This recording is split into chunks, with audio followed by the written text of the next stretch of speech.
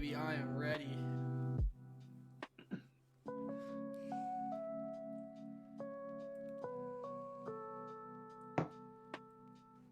Wait, talk? Hello, 1, 2, 3. 4, 5, 6, 7, 8, 9, 10, 11.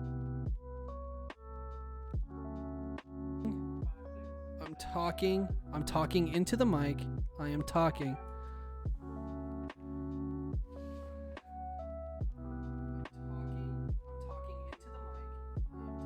Dope. Okay.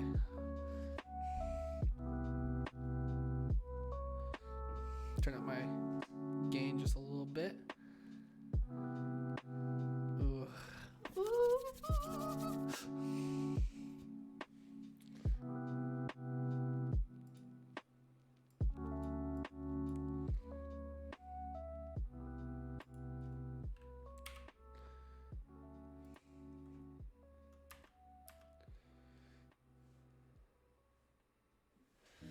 And I'm just going to have, so for the timer, once we start, I'm going to have it just, I'm not going to do timer for segments. I'm going to do a timer for the countdown to the event. Yeah, absolutely.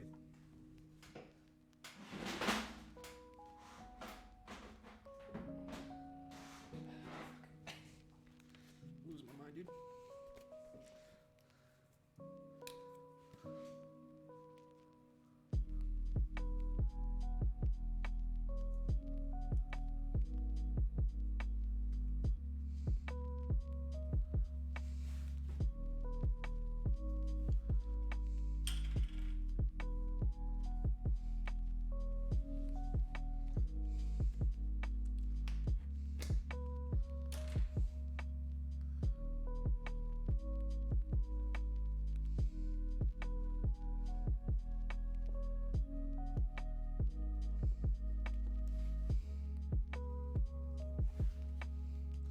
So you currently have 11 points. I have 10. Like a buster. Like a buster.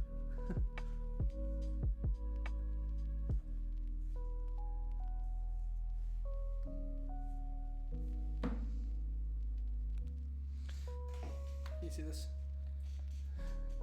Yeah, I see it.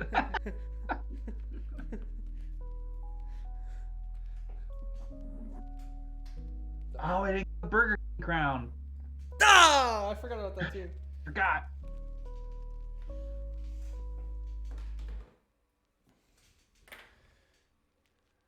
Oh, we're supposed to be going live. Welcome everybody to the 23rd episode of the LFTG Podcast. This is a special week. We have decided that on the weekends before the majors and obviously champs, we are going to be breaking down the coming major for the CDL event. Obviously, we didn't want to do it before Super Week, but I feel like this would be a good trend to have since we talk about the CDL so much. I am your host, Refresh, and this is my beautiful co-host that's sitting next to me, always kind of not really. Mohawkmike, and I know, Alex, I know that you have been chomping at the bit. You've been waiting for this moment. I've teased you many times about doing an all Call of Duty focused episode, and here we are, right before the first major, the first kickoff for this season. Walk us through what is going through your mind right now. How on a scale of 1 to 10, how excited are you? I'm nervous. I'm not excited. I am very nervous. My favorite team is in losers round 1 because they couldn't perform during the. Wait 1 second. I'm gonna get manager mode. Do my hair real quick. So I would like to go ahead and thank everyone on behalf of the Seattle Surge staff, team members, and I know this last week was a really rough week. We were hoping to close out a couple of really close matches. Luckily, we were able to pick up a few points, but now we're looking ahead towards this first major weekend. Our road's going to be rough, but I think our road is drivable. I think it is doable. 1 second. Turn back into refresh real quick. we're in a really bad spot. I mean, it should be super, super interesting. I'm super excited to see how this event goes. I'm super excited. I'm hyped. Super Week was absolutely intense. There's a lot of really close and unexpected matches that played out throughout the whole week. Gave me a lot of hope for the future of Call of Duty. The viewership was actually very, very good. Very good. But yeah, it should be fun. Yeah, I feel like they picked up coming off really well off the, the previous, obviously, like the turbulent weather and like a lot of the teams being, kind of affected with, power outages and things like that. Like they did a really good job of recovery, and like a week-long content block worked out really well. Yeah, I like the way they do, even this major, they're doing 2 matches earlier in the week, and then they kind of trickle in matches through the weekend. I feel like, I know a lot of the players and some of the org owners don't like it because they like the traditional Friday, Saturday, Sunday. But as a viewer, it's super nice for me because it clears up a lot of my week and weekend. I don't have to cram into watching 30 matches on the weekend. I can watch 3 a day and still have time to do other things, and work is still doable while watching the matches. Yeah, I think the schedule permits. There's 2 really big bonuses that come from it. One, like you said, if there's only 2 matches or even a day, 2 or 3 matches, like it's easier to go back and watch it around your schedule instead of trying to watch everything. Like with everything being jam-packed in 3 days, Friday, Saturday, and Sunday, you're going to watch the matches that you're invested in with the players and the teams that you want to see, and just forget the other ones. Whereas now you can watch it at an easier pace. The other thing too is like I have seen some murmurs on Twitter as far as people complaining about like, oh, why are you going to have matches on a Wednesday at noon? Like nobody's going to watch it. But the other thing with this now is like, especially for the international viewership, some of these matches aren't going on until later after those people would be getting off work now too. So it's getting the dual benefit of, if you can't watch it live, well, you can go back and easily watch it because there's not as much to ingest. You could sit down and eat dinner, watch 3 hours of Call of Duty. And for the international viewership, it's going to help a lot more because it's actually catering more around their time schedule. Well, and it's not like you have to wait around to find it on YouTube.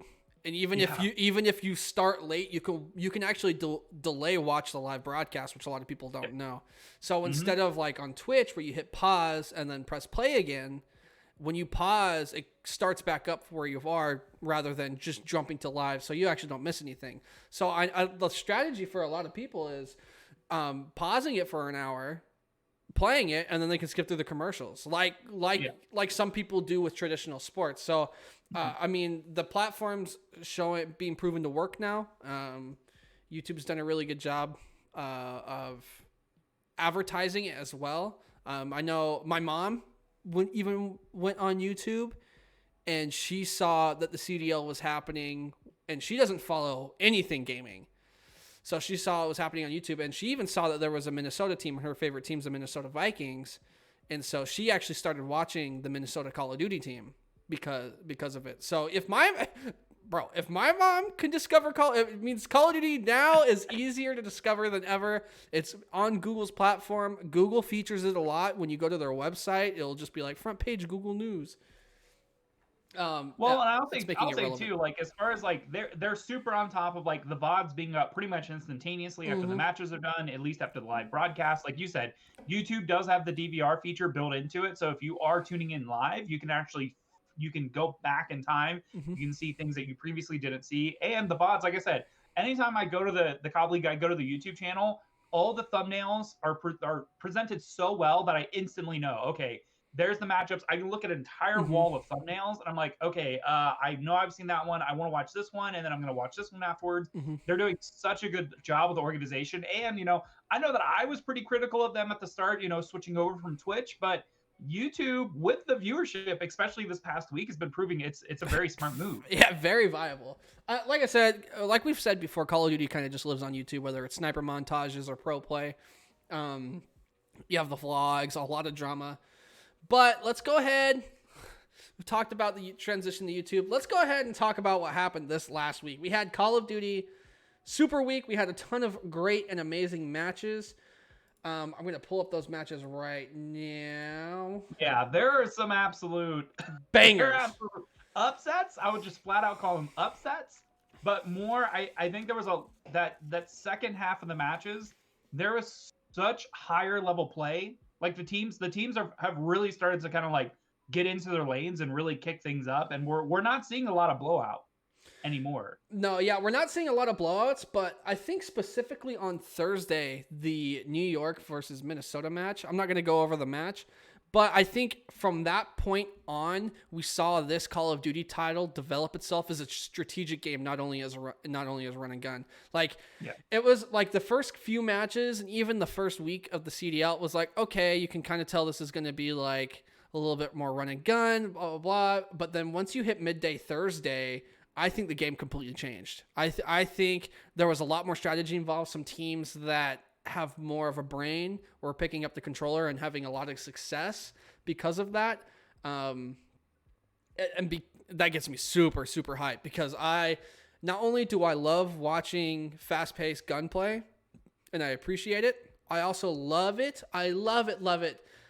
And whether it was Halo, Call of Duty, Counter-Strike, especially Counter-Strike, I love it when a match can slow down and you can see a team picking another team's brain. I love that. I love that so much.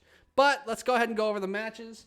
We have our current score right here. I need to reverse the camera one day.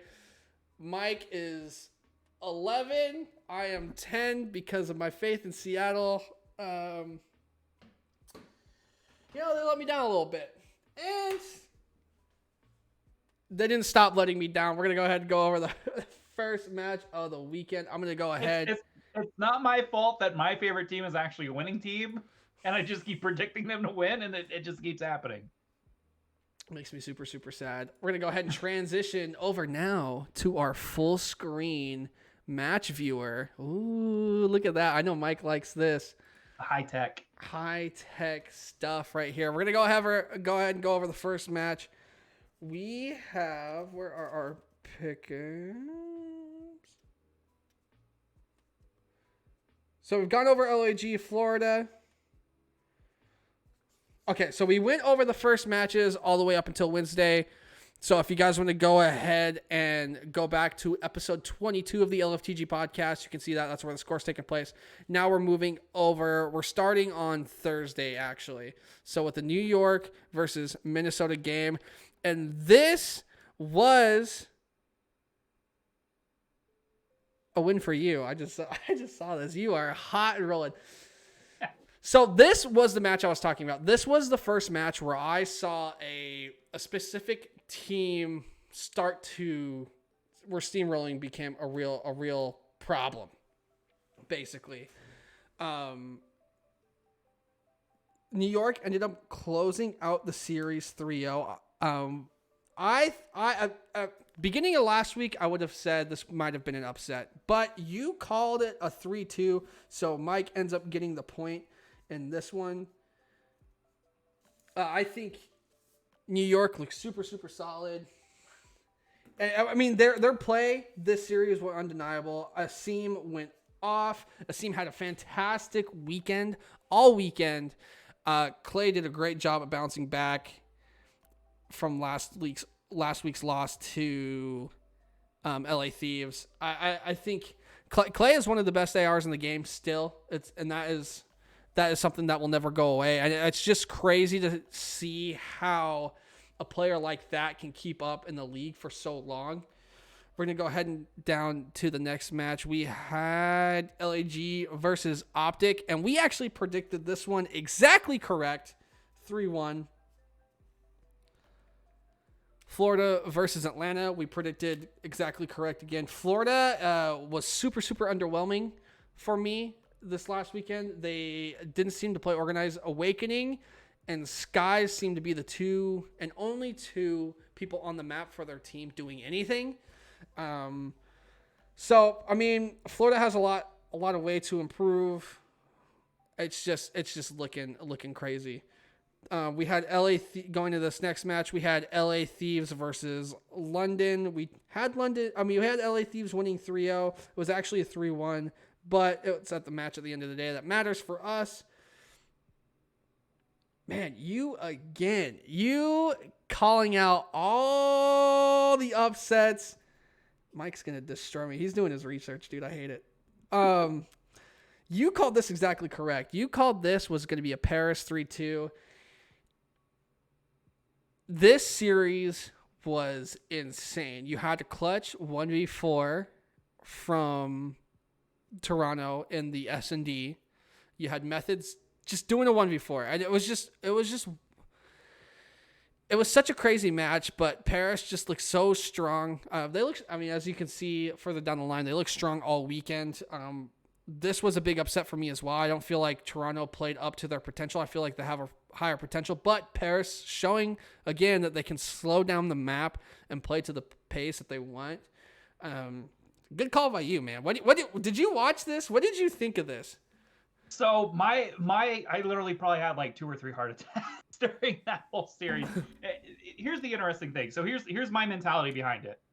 I feel like this wasn't so much that it was Paris really like breaking out. Like I think that Paris is like they have so much potential and they've really kind of like get to unleash it. And I think this is like the first kind of glimpse of it. But I think this is also just Toronto seems that they're just they're struggling a little bit more. I know they had some other close series throughout that week, but at the same time, it's like Paris is almost to that point that they could put themselves onto the next like echelon. They can really label themselves as like one of the top teams in the league. And it's just a matter of, getting these matchups, winning the easy matchups, but then too, like a series like this, like pushing it all the way to game 5.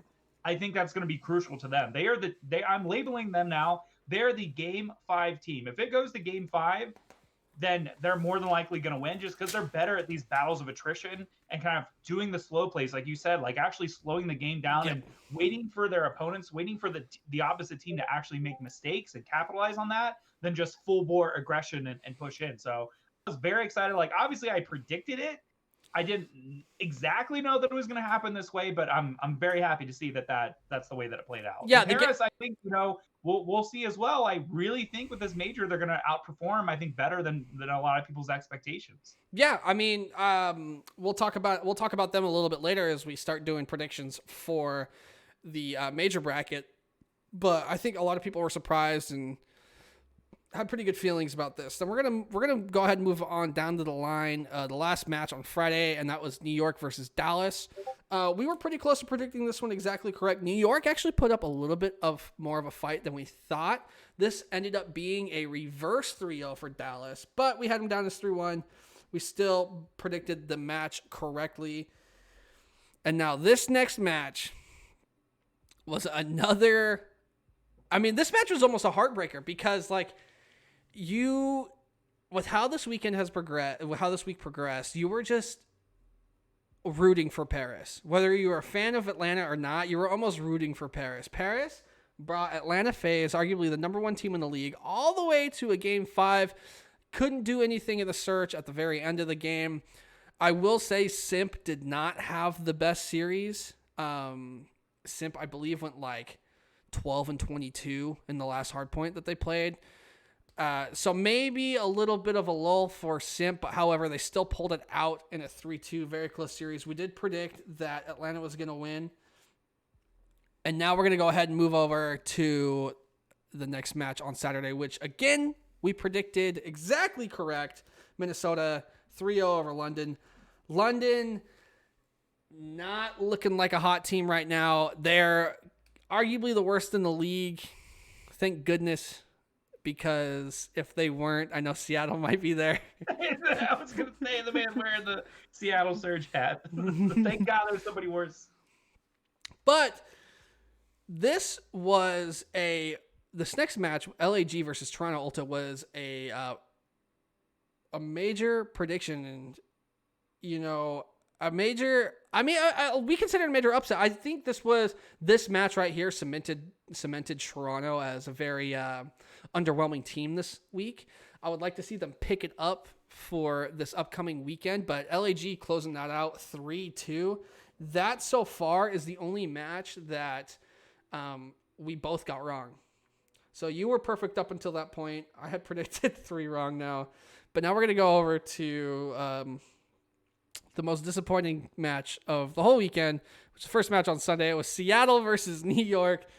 I had them winning, so I already got to give that point to you because they did not. They did not win. The only team that Seattle did beat this week was London. Sad day. Sunday, we predicted this one exactly correct. Optic 3-1. I like I said, Florida has a lot to work on. They have a lot of potential. They could be one of the best teams in the league, but I just don't think they're doing it, man. I just don't think they're going to. Something's telling me they're not going to pull through. I think there's something missing. I feel like a couple of these players are playing like they were in Modern Warfare. They're just running a bit too much in the middle of the map. They're not able to get collectively. I mean, there were so many times where they would throw away lives in the middle of the map, especially on control when they didn't need to. But the last, and what I thought was going to be the most exciting match of the weekend, ended up being a complete dud. And you, again, predicted this one correct, dude. You are slapping my cheeks left and right. We have Dallas 3-0ing LA Thieves. I thought LA Thieves were going to come out super hot. I predicted 3-1 LA Thieves. You predicted 3-1 for Dallas. It ended up being more of a wash than even that. So let's go ahead and tally up what we got here. So I'll take the moment while you're tallying up the points there. And I think that what Super Week really showed us is that the teams that are at the top of the league, the top of the rankings are there. They're solidified and they're going to be there for a long time. What's really interesting is that the middle pack, like the teams that are like necessarily in the middle that could be bump themselves up a little bit more or fall all the way down, almost all of them fell all the way down. Toronto Ultra really surprised at how poor of a performance they had during Super Week. They had two very close series. But the other thing with that is also Florida Mutineers. I really feel like Mutineers is they on paper are such a strong team, but they just didn't show up this week. And I don't know if there was other extenuating circumstances or it's just they didn't play as well. I do know that one thing for me, when I watch Mutineers, it's they have their strategy when they go into a match, and as soon as they hit that brick wall, they crumble. Right. And part of the problem with that is, like you said, it's transitioning through mid and open areas on the map, and then also too they have their setup, and then once they're in their setup, if it doesn't work or if the team tries to counterflank, they just crumble, they fall apart. So hopefully some better shot calling, some better actual situational awareness as far as what they need to do going into this major, because otherwise, like I said, it's teams at the top, we look at a Dallas, we look at a FaZe, teams like that are heavily favorited, have secured their position. Yes. Other teams are starting to slide down the ranks. Yeah, I mean, it was super interesting to see all weekend. I'm just going ahead and looking over the matches. But I got the total tally up. You are currently sitting at 22, and I'm sitting at 17, so I'm falling a little bit behind. I had a little bit too much faith in some of these teams going into this weekend, but I don't think I'm correcting that mistake in this next week. What team for you was the most improved, and what team for you was the most disappointing? I mean, obviously Paris was the most improved. I give it to Paris. I predicted them doing relatively well this weekend, and they showed up in true form. So for me, I really think Paris is going to be a team to look at going forward. I don't know with the major this weekend that they're going to perform as well, but anything is possible. And that's the thing, is coming off a week like that, getting that momentum and getting that confidence going into a major is huge. And the fact too is they can look ahead at the bracket and they can realize where their difficult matches are going to be and try and practice a little bit more, try and know a little bit ahead of time. Okay, guys, this is what we need to do to kind of, put the nail in the coffin and win these series. But again, to me, they're game 5 team. They're constantly, I think we're going to see a lot of really close matches with them, and we'll see. Hopefully they do well in the major. I would say, I have to say, it's between the least performing team. I would say it's either Toronto Ultra or Florida Mutineers. And I feel like Mutineers, like I said, it's they should be a very consistent middle of the pack team very easily could be, top 8, so to say. I just don't know what's happening there. So I would say best performance from the following week, Paris Legion, and least performance, I would say Florida Mutineers. I'm going to go ahead and hit you with mine. I think I'm going to start with the worst, actually. And since you already took up the Florida spot, I'm going to flat out say Seattle. I mean, they look strong in a couple of moments, but this is a team where you have Looney, Gunless, Pristini, and Octane. You have some real killers on this team. You have Looney and Gunless, the brands on the team. Gunless at any time can snap and go off. However, that just didn't happen this weekend. And that's something. If that's something that's going to need to happen every weekend, you can't just rely on Octane picking up kills. And Octane had a couple of really good performances in the respawn and actually played surprisingly well in the search and destroy. I feel like the 2 weak links on this team are Looney and Pristini. And I don't know.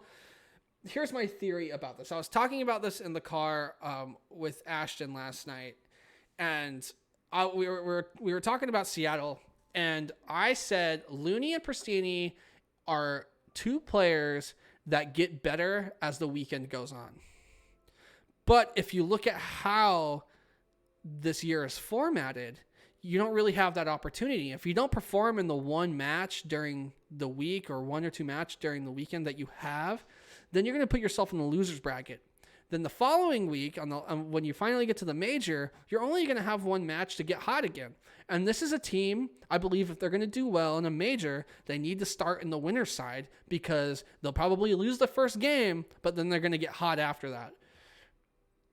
So I think they're my most disappointing team right now. I feel like with how the league's formatted and who they have on their team, I feel like they didn't build this team to... I feel like they built this team very well on paper, and it makes sense because all of these players are smart. All of these players obviously have the capability to go off and do anything they want to on the map, but I feel like they didn't think about how this year was formatted, and they didn't think about the competition that they're playing against. I feel like a team like this needs a young gun, needs someone that's going to be running and also winning those gunfights, and allow Octane and Gunless to run ARs on the map and do whatever they want on the map. I mean, I feel like that's a big difference. And then my most improved team, and I think I think they more so improved than Paris. I was going to choose them anyway. I believe it's New York. Because with Hydra not being able to come out to the States and Zuma retiring right before the season started, this team with you have Clayster, Diamond Con, you have Diamond Con is a new player that came up from Challengers and is just playing phenomenally. And then you have Asim filling in, and then Mac Melts. Mac Melts is actually, I believe if Hydra comes over and if this team were to make a change to what their original roster would be, I know Asim and Diamond Con got added on late. I don't think they're getting replaced. I think if Hydra comes over and he's going to replace anyone, it's going to be Mac, because I feel like Hydra is a little bit more versatile than Mac Melts, and Clayster's been playing out of his mind. Clayster's obviously going to stay on the team. He's the one that can lead these young guns. He can get them fired up. He can yell at them, and I believe he's surrounded by players where he could yell at, and they learn from it. And that's super, super important with teaming with a player like Clayster. What's hilarious about that is they had one of the post-game interviews with Clayster where he specifically, you're like, tell us, you're obviously like the senior member of the team, like trying to whip these guys into shape. Like, what is your strategy? And he's like, oh, I just yell a lot. He's like, I just yell. Yeah, but Clayster's very smart. He knows what to yell about. I think Clayster's one of those players. He yells, but he also yells for a reason, and he gives you a way to fix it. It's not just senseless screaming. So I think New York, in my eyes, was the first team to show me that this game is a little bit more strategic than what we had thought. And if Asim keeps playing how Asim did, and if he's consistent this year, I think they could be a top 4 team, without a doubt in my mind. I think they could actually be a champs contender, because you gotta look at who they played. They 3-0'd Minnesota, which we thought was going to be good. They 3-0'd London, but who didn't? They went 2-3 against Dallas. And they're starting on the winner side of the bracket, even though everyone around them went hot. So, I mean, they put up more of a fight against Dallas than what LA Thieves did. And they could have easily 3-0'd them. Easily 3-0'd them. They dropped defense on control raid. They choked. They got down on themselves, and they lost the next 2 maps. That's how COD works sometimes. It's a very momentum-based game. But overall, I think the week was very good. Super entertaining. The viewership was midday on a Tuesday should not be 60K plus. Should not. It should not. So CDL's doing something right. What's your overall thoughts on how Super Week played out, and then we can wrap up Super Week. Yeah, we kind of predicted this beforehand. Like I think it was a very good rebound. Obviously, like having, you know, all the crazy weather that happened that ended up like hindering a lot of the teams. I really like this Super Week. I love the format because especially too, it's like we were saying, it's like it's only a couple matches during the day, and it's like even if you work or you have other obligations, like guess what? Now while you're eating dinner, like you could turn this on. You could bring your laptop into the kitchen. You could eat in your bedroom. Like it's easier to catch up with only a short number of matches rather than try and slam everything into like an 8-hour content block. I would love, especially now that they kind of like experimented with this format, that they would do this. I would hope maybe, you know, maybe quarterly, maybe biannually. Like I would love to see another presentation like this where it's just flat out just tons of content throughout the week. It's easy to pick and choose the matches you want to play. You can tune in live when you can, and when you can't, it's easier to follow up because you're not busy, you know, trying to slam all the matches together. And we talked about this too. A lot of the people on the executive team now are actually transitioned from the NFL, from the National Football League. And this is what they're used to doing. There's Monday Night Football, you got Friday Night Football. Obviously, Sunday is the big day, but like having matches spread out all throughout the week in a consistent league like this, I think has a lot of potential to it. I wouldn't do it 100% all the time. No, I think twice a year. This happen more than once. I would like to see it before next year. I mean, this was a unique circumstance. Obviously, it was due to weather and everyone being in the same place, which was 1 in a million. You know, I think I would like to see it before the midseason major, and I would like to see it during playoffs. But I wouldn't like to see it every week. I mean, it's a lot of Call of Duty. But yeah.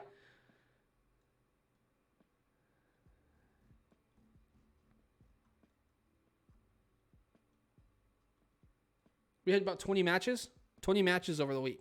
That's a lot at Call of Duty. That's a lot. 20 best of 5s, like, and not all of them were 3-0s. So we had long days, even though it was 2-day. All right, but we're gonna go ahead and wrap that up. We're gonna get on over, boom, to our Cdl Major One Predictions. So I figured we would do this because if we get one of these matches incorrect, for our predictions, it's going to weigh a lot on the overall outcome. So I think whoever has the most amount of matches predicted correctly will get 5 points, and the other player gets 0. So that way it's not match by match. It's whoever's bracket's the closest will get 5 points. And let's go ahead and start with yours. We're going to go ahead and transition back over to the full screen and your bracket. Let's go ahead and start with elimination for you. Man, you disappoint me. I can't believe you. So talk to me. Why have you made these picks? So you want me to start winners round 1? Is that where you want me to start? Do elimination round 1. Okay, elimination round 1. Okay. After the Super Week, I feel like there's not going to be as many 3-0s, but I know that I needed to predict at least one. Obviously, I'm doing this as a little jab to you. Okay. Obviously, Alex, because you're a huge Surge fan, but I really feel that Mutineers, they're just going to take the series. It's probably going to be a 3-1. I feel like Mutineers is going to take the series, but instead of predicted a 3-1, I had no 3-0s in the bracket, so I went ahead and put Mutineers taking that series 3-0. Nice. All right, let's hop on over. So, okay. Okay, you motherfucker. Tell me I'm wrong. I know. I mean, I'm going to let you go. Go ahead and keep going. Go ahead and keep going with elimination round 1. Yeah, so Toronto Ultra versus London Royal Ravens. This one was a bit of a toss-up to me, especially as kind of underwhelming as Toronto kind of underperformed during the Super Week, I feel like they're going to win, but at the same time, I love predicting the underdogs. I feel from an analytical standpoint, this might actually be accurate. Probably not. But I have Royal Ravens taking Ultra 3-2 and knocking them out elimination round 1. Oh, okay. So I believe on Thursday they're going to play elimination round 2 next. So go ahead and start me off with elimination round 2, your matches. Yeah, so I had the Mutineers advancing in the bracket. I had Paris getting that's the spot they're sitting in. I really feel again like Game 5 team. I put Paris Legion 3-2 over Mutineers. It's probably going to be more of a 3-1, but I wanted to give them the benefit of the doubt. And then the second matchup there, we have the Minnesota Rooker versus London Royal Ravens. Minnesota should dominate through a lot of this elimination bracket. I see them completely taking force through a lot of these, so I have them taking it 3-1 over London Royal Ravens. Just to go back a little bit, Phantom Snake pointed out a very good point. So Alex, due to personal reasons, actually cannot make playing for London, so Zed is going to be filling in for Alex. And Phantom brings up a good point. It could help. Alex has been pretty underwhelming. I mean, obviously so has Parasite. So, I mean, we'll see. I mean, it's going to be up to team composure and practice, just like kind of like Phantom said. But I still I don't know if I agree with your prediction, but we'll still rock with it. All right, let's go ahead and move on to that second match in elimination round 2. Oh, that's what I just talked about. Minnesota versus London. Oh yeah. Okay, yeah. Oh, duh. I just didn't update it on my paper. All right, let's go ahead and talk about winners round 1. Winners round 1. I think Alex, you had a lot of really good points as far as New York Subliners, performing really well. I feel like they just kind of had a few off days, and I feel like on paper they're a super strong team. I actually have them taking Optic winners round 1 3-1. Optic, obviously a very strong team. I just feel like Subliners in the position they're in are going to be feeling really strong coming into this major. And you'll see farther on in the predictions, I predict they're going to do very well, maybe better than some people would predict. But I have them taking Optic 3-1. And then LA Thieves versus LA Gorillas. We have the crosstown shootout, as we used to call it in my hometown. I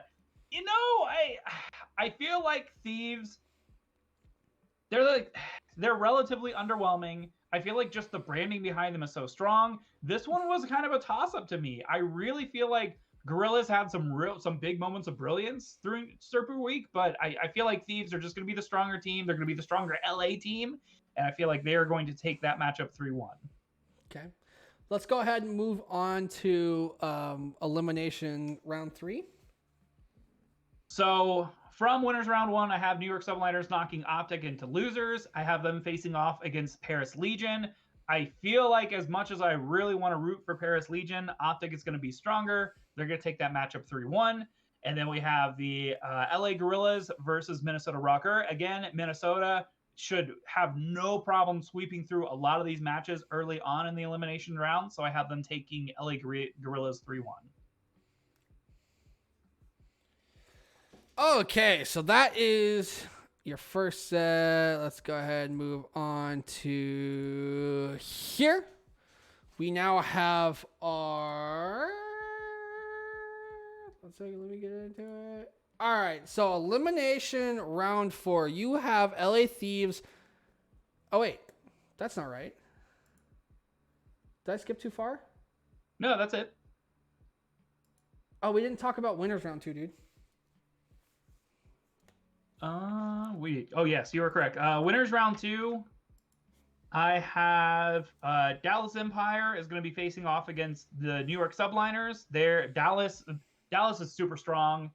I really, really think they're gonna pull out. They got the number 1 seed. I think they're gonna hold on to their position the entire time. Dallas Empire is going to take Subliners 3-1, and then we have FaZe versus LA Thieves. FaZe, I think as well, like they're obviously like arguably one of the best teams. They are literally one of the best teams in the league. I see them actually sweeping. I see them taking LA Thieves 3-0 in that winners round 2 match, therefore knocking Subliners and LA Thieves into the elimination round 4. I like that prediction. All right, we're going to go ahead and move on over to the next one. All right, let's start with, it looks like they're going to play losers round 4 first. Losers round 4, I have, this is what's interesting here. When I was previously looking at elimination round 3 and I had LA Thieves playing their match, I actually had already figured out the top portion of my bracket first. I already made those predictions first. So looking ahead at the bracket, played at my heartstrings a little bit, and everybody's favorite match, the match everybody wants to see. We got to see it during the opening week, the pre-show and everything. I have LA Thieves versus Optic, elimination round 4. And this is where I think my predictions start getting a little wonky, only because I want this for the fans and I want it for the viewership. I don't know necessarily that we will see these two teams actually match up in bracket. But if they do, I have Optic taking it 3-1. Again, LA Thieves, I think, has just been relatively underwhelming. They haven't really been performing as well. So I have Optic taking them 3-1. And then what I think is going to be the absolute barn burner match of the entire major, pending things work out this way, I have New York Subliners versus Minnesota Rooker, and I have Subliners taking the series 3-2. I feel like this matchup is going to be super close, and there's a lot of potential for either team. Rooker actually could just pull out the match 3-1. I think that's an also viable prediction, but I have Subliners winning that matchup 3-2 and then meeting up with Optic in elimination round 5.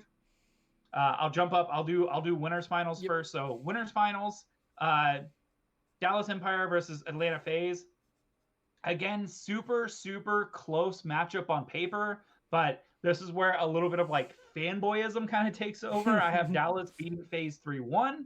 I think that is very viable, but at the same time too, FaZe could have just an absolute bang out tournament for this major, and I think could really, really prove they could kind of overtake Dallas and really solidify themselves in that number 1 spot. But in my heart, and not my mind, in my heart, I have Dallas doing really well this major, which I think they will, but I have them taking Atlanta FaZe 3-1. This next match is I think this is where you lost me. Go ahead. Let's talk about the elimination final. Okay, so elimination round 5, just real quick. Optic Subliners, I have Subliners taking them 3-2. And then, so elimination final. Elimination final, I have Atlanta FaZe versus New York Subliners. And I have the Subliners taking the matchup 3-1. And the only reason I'm predicting it this way is because I really feel that the Subliners, especially coming off their last matches from Super Week, and if they perform the way I think they will during this major throughout the bracket, I think are going to have so much momentum behind them. I think that there's a huge potential upset here for Subliners to kind of overtake and definitely be number 3 team, maybe number 2, depending how well they perform. But I see them taking FaZe 3-1. And again, that's a heart prediction. That's not a mind prediction. So I fully acknowledge I'm probably going to be completely wrong about this. Anyway, I have Subliners basically riding all the way through elimination bracket, and performing relatively strong, some close matches. And if they could just squeak it out, then I think they'll do really well. But yeah, I have 3-1 against FaZe here. So that means you have Empire versus Subliners in our grand final, which is a best of 9. I believe since Empire made it through winner side, they will start a map up. So there won't be a reset if New York wins the best of 9. They will just have to. It's first to 5 maps. Correct.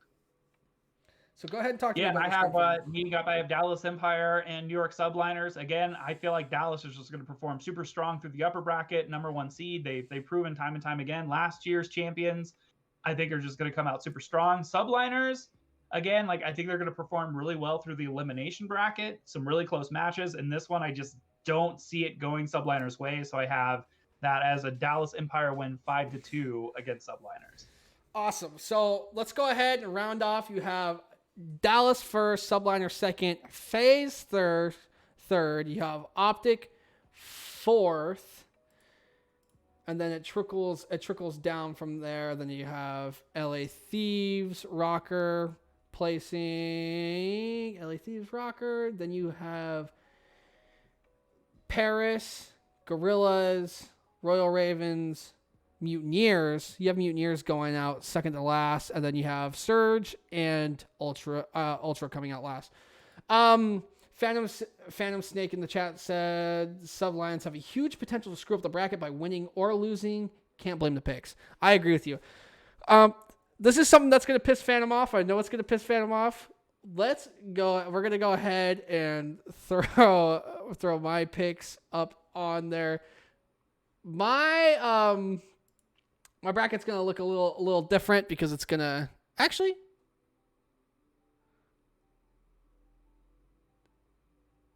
mine's fine. Oop, no. I'm curious to see how far you think Surge is going to go in the bracket. I don't expect to be I expect to be disappointed. So we're gonna go ahead and get on mosey on over to what my predictions are. It's gonna be a interesting weekend for me. We're gonna start with the elimination round. I don't have to write anything here. I'm gonna pour another drink real quick because my bracket's a little funky. My bracket's a little funky. I'm going to crack open some Mountain Dew Amp Game Fuel, level up your game. Your double XP. Yeah, don't forget your 15 minutes of double XP tokens. Remember, you can watch Call of Duty on youtube.com/Call of Duty League. We're going to go ahead. Let's get into it. Took an extra loud sip just so you know. Start with the elimination round 1. I had to do it. There's nothing in the world that won't. I have to choose the Seattle Surge to win at least one game every week they play. And with them starting in losers, they have to win against Florida 3-1. There's no logic behind this. I do think, however, with how Florida's been playing and with how Surge have been playing, they took a really close 3-2 against LA Thieves. I do feel like Octane and Gunless has what it takes to shut down Awakening at a distance, but it's going to be up to Pristini and Looney to really collect themselves and get some slays mid-map to allow their ARs to do whatever they want across the map. So I think there is potential. Speaking of a team with potential, I don't feel like London has any. Right now, I do feel like with the team change that has currently been made, I feel like they're going to come out a little bit cold under practice. Parasite is not the best at search. Let's be real. He has had his moments, but as of right now, I have Toronto winning London 3-0.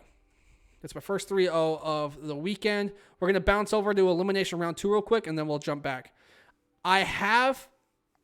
My pride has overwhelmed me. And I have had to stomp it down to the ground like an ant I do not want in my house. So I have Paris winning over the Surge 3-2. The only reason why I say 2 is because I want it to be close. Something's telling me it might not be. Paris is looking very, very good in the Search and Destroy. Seattle has not won a control yet. However, they have won a lot of their first hard points. So I feel like their wins are going to come in the hard points. I do feel like Paris is going to win the controls and the Search and Destroys.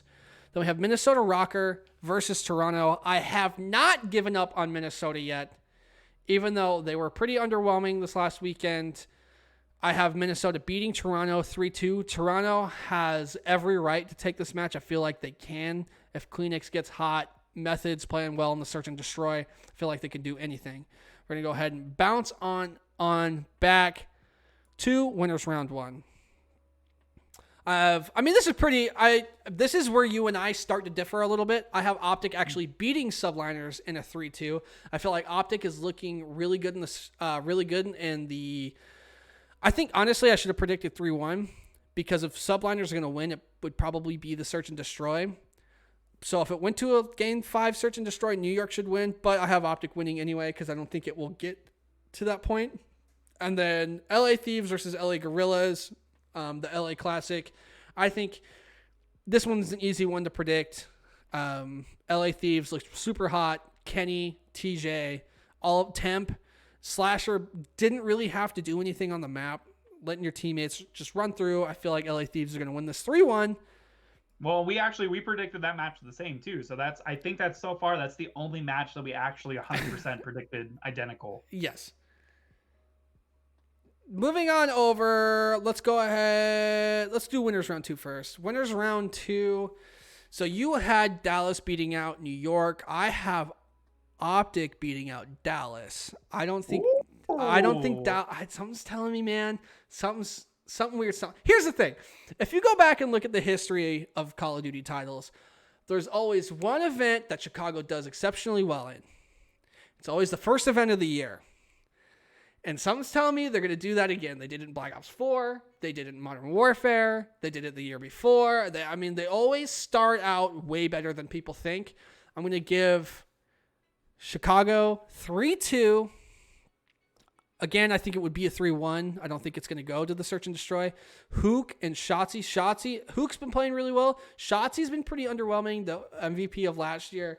Shotzi's going to have a lot of work to do if he's going to keep up with Dashy, just the whole squad of Optics. So something's telling me they're going to come out a little bit flat. Then we have Atlanta versus LA Thieves. I have Atlanta winning 3-0. I feel like the play styles don't mesh. I do wish LA Thieves would win this match, but I don't think they're going to. So I have Atlanta 3-0ing. I think that's pretty self-explanatory. I feel like the matchup just makes sense to me. Yeah, that one's interesting too, because again, that's both winners round, the bottom match of winners round 1 and winners round 2. We both predicted exactly the same. I think that storyline plays out pretty self-explanatory. Yes. Elimination round 3. I'm gonna have New York Subliners 3-1 over Paris. I feel like New York just looked too good. I know you have New York going pretty far as well, so I think you would expect the same. And then the match that I believe we both predicted the same again. I have Minnesota Rocker actually another 3-0. Over LAG. I feel like Minnesota has a lot to prove. LAG though, they can come out. They can.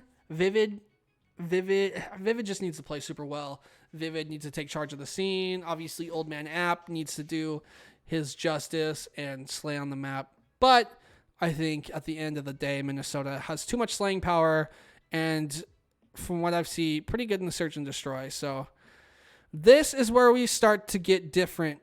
You and me. I have, for the first round of Elimination Round 4, I have LA Thieves winning over New York 3-2. Something's telling me that LA Thieves has enough firepower to stop New York from getting hot in the middle of the map, because that's where New York succeeds in the middle of the map. Clayster's super clutch, whether it's on the objective or at distance.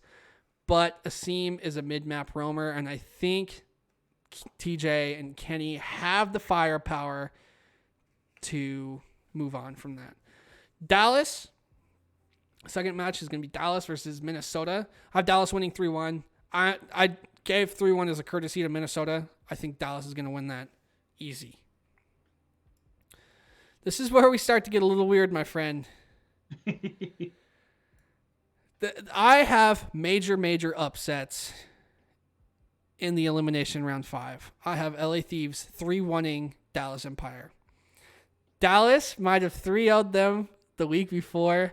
I don't think it's going to be happening again. I feel like LA Thieves are going to go back, do their homework. They're super nerds, and they're going to really watch this team. I think they have been humbled by Dallas at the end of the week, and I feel like every time players like Slasher, TJ, Kenny have all been humbled, and Temp especially, after they've been humbled, they do their research, they come back stronger. I think they're going to come out hot on Saturday. I think they're going to win 3-1. I have another upset in Winners Finals. Last time these two teams met, it did go to a Game 5. However, I think this Game 5 is going to be a little bit different. I think Chicago is going to beat Atlanta FaZe in the Game 5. They did it once, but I don't think they can do it again. Optic, the first event of the year, always comes out super hot. I think it's going to be a trend. Optic wins 3-2. We're going to go ahead and mosey on over to the elimination final. I have another huge upset. I'm riding the LA train, the LA Thieves train, all the way to the grand final, because in the elimination final, I have them beating FaZe in the 3-2. Yeah, I know. Wow. I know that there are certain parts of my bracket where I was like, this is where I'm playing with my heart. This is more fanboyism than playing with my mind. This is the complete back end of your bracket, bro. I have the ultimate. I think this is going to be a hard series. I think this is going to go to the last search and destroy. Arcades didn't play too hot last time we saw him. Simp didn't play too hot last time we saw him. They went game 5 with a team like Paris, and I have a feeling they're going to do the same thing with the LA Thieves. However, the LA Thieves is going to be a little bit stronger of a team than Paris. And because of that, LA Thieves are going to win this elimination final. 3-2. That's just my gut feeling. So we have the ultimate viewership match in the grand final. I have Optic playing LA Thieves in the grand final. I want to see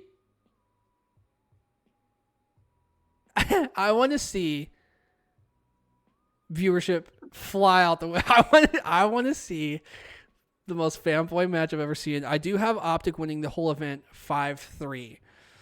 Like I said, beginning of the year, Optic usually comes out hot. I think they've looked very good in this game. I feel like when they dropped against Atlanta, it's just because they didn't have all their ducks aligned. I feel like they do now. I feel like winning this event is very, very possible. I know LA Thieves being in this position is a super duper hot take, but I think they have all the tools in the world that they need to get here. I think they're a very underrated team. And I feel like I'm gonna ride them to the grand final, but I feel like they're gonna fall short to Chicago.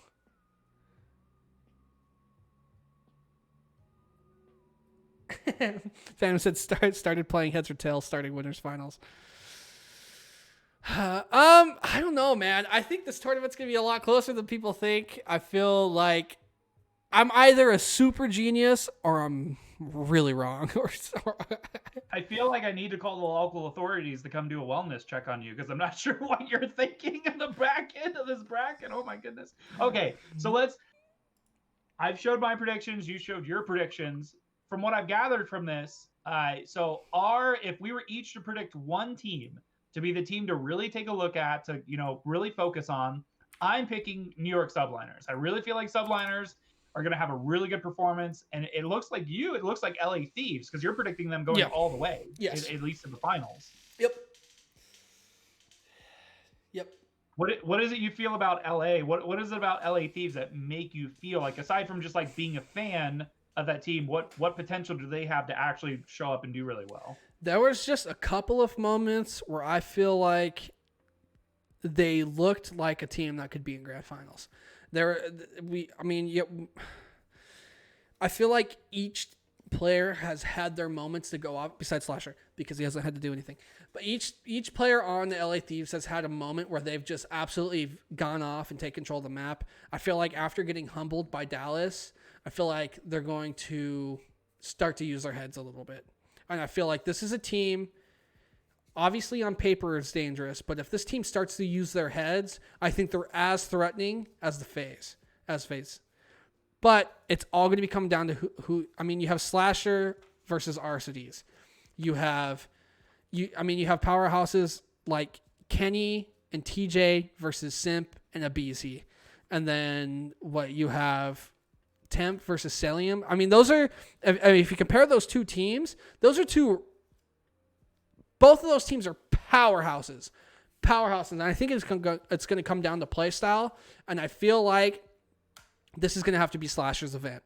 If Slasher can step up and he can start getting some damage on those submachine gun players from range, I feel like LA Thieves could be unstoppable. Could be. This is the bracket of what could be for me. And if it's going to happen at any point of the year, it's going to happen at this first event. When I started doing these predictions, I was like, I could do 1, 2, 3, 4. I could do but I feel like if this is going to happen at any time and a bracket like this is going to unfold, it's going to be at this event this year. Yeah, I think that's all valid. Like I said, I feel like the branding, obviously, like when Nate shot in the branding behind LA Thieves, like you put them on a pedestal already. Like, that they should be a top performing team. Been a little lackluster, but they could. Maybe this is their breakout event.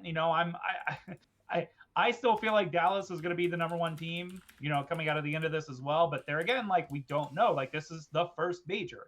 And of all the weekly matches that we've seen, we haven't really seen a fully structured bracket like this where teams know ahead of time. Like, okay, first round match should be easy for us. Let's focus on if we play this team or this team. And it's from there, it's literally just doing this like mental gymnastics, this kind of like foreshadowing of like, okay, who are we going to play? How are we going to play? And it's not just like, you're going into a match and it's, the regular season. You just always want to play well. I think, like you said, like, I think we're going to see a lot slower paced gameplay. I think we're going to see a lot of new tactics, a lot of new like team swapping and just different kind of ideas that are going to propel these teams forward that they haven't really been using during these regular matches, because it's, everything is on the line. But when you're in bracket, you play differently than when you're just doing, basically like exhibition matches. I think is a lot of players like their mentality. Right.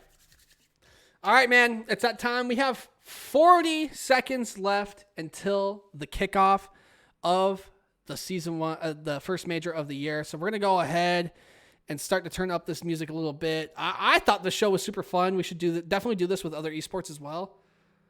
So let's go ahead and wind up this music, and as you guys start to load up the link for Call of Duty League.com or YouTube.com/Call of Duty League, get ready to watch these amazing, fantastic matches throughout the weekend. I would like to say thank you so much for joining us for our first little pre-show.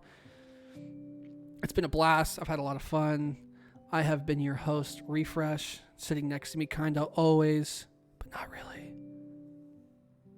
It's Mohawkmike, and I'm glad that we were able to fulfill the actual all of Call of Duty show for you, Alex. I had a lot of fun doing this. I definitely want to do this for all the majors going forward. I do want to notate, so they're close to 8,000 viewers already for the matchups that are about to happen. Again, this is for me, it's 1 p.m. on Wednesday. Like, this is pretty crazy. So It's going to do really well. We'll do it again for future majors and maybe other esports as well. So let's get it. Enjoy watching the matches. All right, guys, catch me in chat. Phantom Snake, you want to run some league play matches right now? Let's play some Call of Duty. Let's watch some Call of Duty. Let's celebrate the first major of the year. Thank you guys so much for watching the LFTG podcast, episode 23.